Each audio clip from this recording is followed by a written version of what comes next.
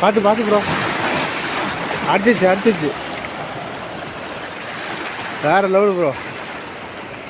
இங்கிட்டு வந்துரு எனக்கு பயந்து எனக்கு ரைட்டில் வந்துரு. பார்த்து இங்கிட்டு வந்தால் தான் நம்மளுது.